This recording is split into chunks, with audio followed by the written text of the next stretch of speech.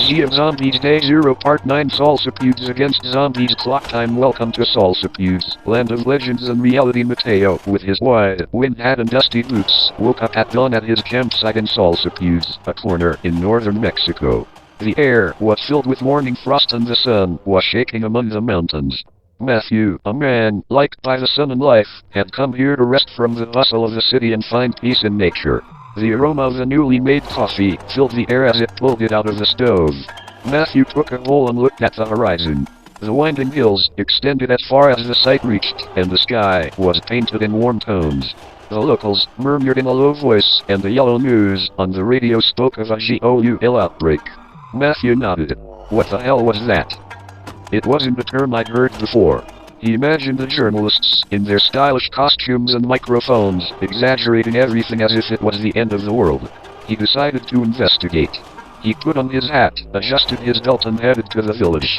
The streets of Salsipuedes were desolate, and the curtains of the shops were closed. The wind was blowing dust and dry leaves. Matthew entered the cellar of Dr. F. Feynman, a wise man with a thick beard and penetrating eyes. Dr. Feynman, what the hell is that GOUL outbreak? Asked Matthew, leaning on the bar. The doctor looked up at his book and smiled maliciously. Ah, Mateo, always curious. Legend has it that the dead rise from their graves, hungry for human flesh. The elders speak of forbidden rituals and ancestral curse. But don't worry, it hasn't reached Salsipuedes yet. Matthew laughed. Zombies in northern Mexico? It sounded like a joke. But when the Mancho, the old drunkard of the town, came near, shaking him with his glassy eyes, he whispered in his ear, Lena, the maid, and Sarah Lou Pennington, the school's great teacher, who are more than friends, disappeared last night, and we have not seen them since then. Someone left and made a comment about the ladies playing with ladies, and between ladies Matthew didn't give him any importance, feeling a shock. Maybe that Los Zombies wasn't so fantasy. His regret was closer than he thought. And in anticipation that they were already coming, Matthew adjusted his belt and armed himself with his rifle.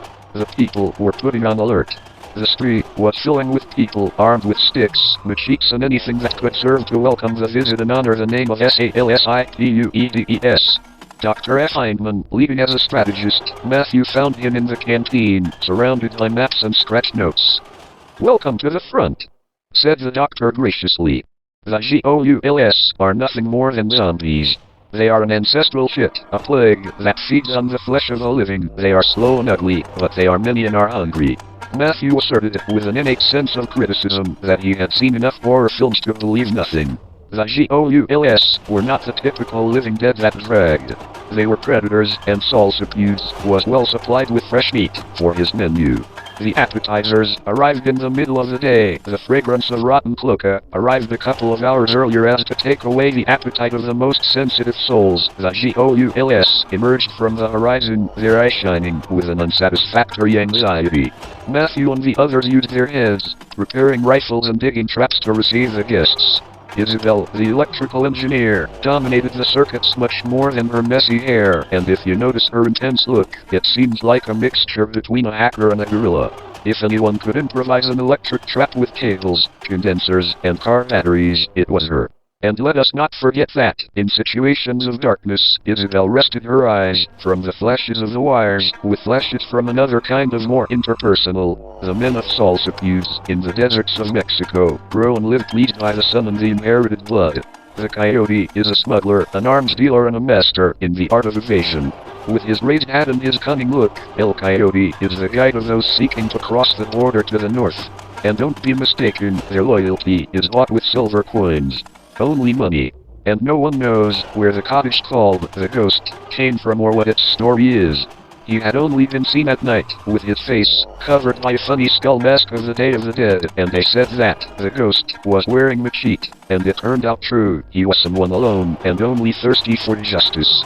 Another of the men, the gunman, an ex-police, who went to work in private security after being forcibly expelled for certain or false accusations of corruption, doesn't matter, now with his Colt 1911 always ready, with law and morality, seeks to survive and, if possible, take revenge for those he lost.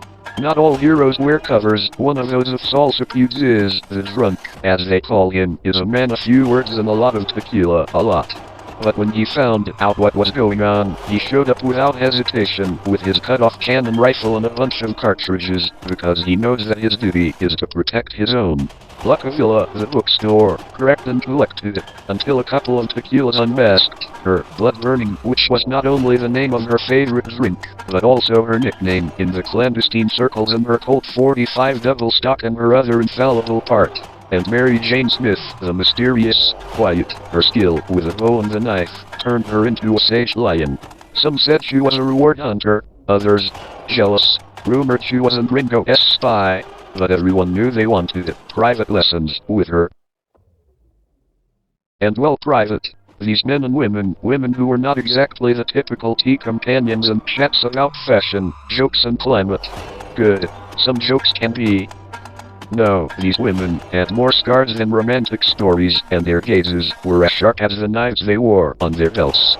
Carrying your responsibility and courage, men and women who are the pillars of Salsipuedes. No saints or martyrs. They are people willing to protect themselves and old Salsipuedes on the burning sand of the desert and toast for it. And from the north, the zombies came. The confrontation was fierce. The Gouls did not stop, and they were more and more. But Matthew and his men resisted. With every cartridge and every blow. Dr. F. Feynman fell, but his last breath was an order, don't let them pass. Salsipuedes vibrated, but it didn't break. That day, Salsipuedes fought his life with his broken arm. And Matthew knew it was just the beginning. Sarah Lou Pennington, the grin teacher, had become one of them. Her pale skin and her lifeless eyes delayed her. Lena, the tenant, had also succeeded. Matthew remembered his laughter at night, his jokes about the hellish heat of the north as a good reason to take off his clothes. Now they were just hungry shadows. Salsipuedes is not only a picturesque corner of Mexico, but also the epicenter of an encounter against the feared non-living. Nobody happened to escape. Mateo, with his wide-wind hat and his rifle, has become a leader of the resistance. And although the Gouls are nothing more than simple zombies, Mateo doesn't let himself be fooled. These are the typical living dead, hungry predators who threaten to eat the people of Salsipuedes. The afternoon is full of shooting, beating and bravery. The community survives the siege of the Gouls, while between tension, fear and conviction, Salsipuedes struggles for life in a cruel and ruthless reality that is his. And Matthew knew they couldn't afford to lose. With his rifle in his hand and his heart beating at the pace of the shots, Mateo prepared to face the Gouls once again. Because in Salsipuedes, there's no intention of dying. Not today. Not tomorrow. Not as long as there's a breath and a bullet left in his cartridge. And while the Gouls were crawling out of the barricades, Mateo was confident that they were forming a loyal team. Because in Salsipuedes, friendship is not measured in cups of tea, but in fulfilling the promise of not leaving behind. There in the middle of chaos, Matthew smiled. Because, at the end of the day, they were going to take care of his back. And that, while the dead walk, is more valuable than any treasure. And in Salsipuedes, death isn't as bad as forgetting what it means to be a human. Welcome to Salsipuedes, land of legends and reality, but if you come from bad to Salsipuedes, Goutysify.